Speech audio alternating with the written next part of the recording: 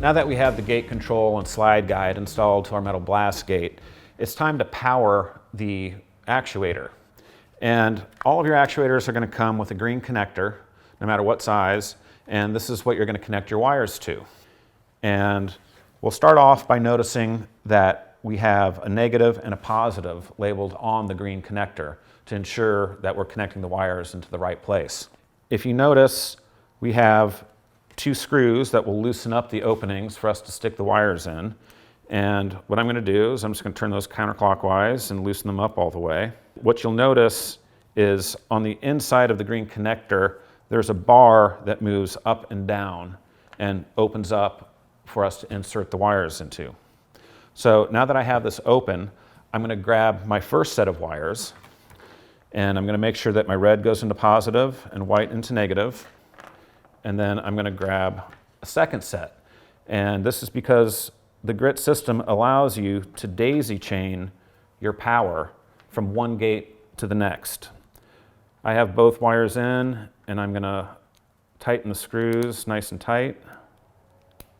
And those bars should have clamped down onto the screws. I give it a good pull. I make sure that it's secure in there.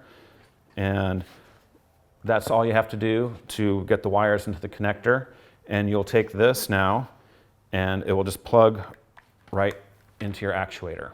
So you can see here we have our metal blast gates installed, our actuator and slide guides all installed, and we've wired everything.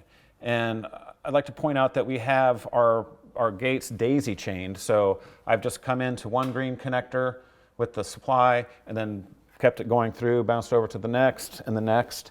And this has just created a much easier, cleaner installation method. So I only have one home run going to my power supply, and these just daisy chain from one to the next. Things to consider if you run into any problems while doing this. For example, if you have one gate that's not on, check your connection. It could be a variety of reasons. One, it could be your wires aren't seated correctly into the green connector. It could also be you don't have it pushed in all the way. Or sometimes people don't leave enough slack on their wire, and the tension on the wire can cause the green connector to flicker a bit, and it's intermittent in terms of the light coming on the device. After you've wired up all of your gate controls, you have one last hookup at your power bank to energize all of the gate controls.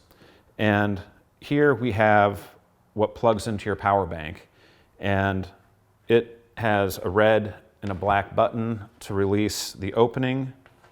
And in this case, I can press both of them at the same time, and I make sure that my red's going into red and the other wire is going into negative. I pull on them a little bit to make sure they're secure, and this now would plug into the power bank and energize the whole system. You can, just like in daisy chaining, you can put 2 sets of wires in here if you have different directions to go. Our power bank actually has 2 outputs, so this could give you 4 different directions to go if you truly need that. But remember that you can daisy chain all of your gates, and this makes for a much cleaner, easier installation.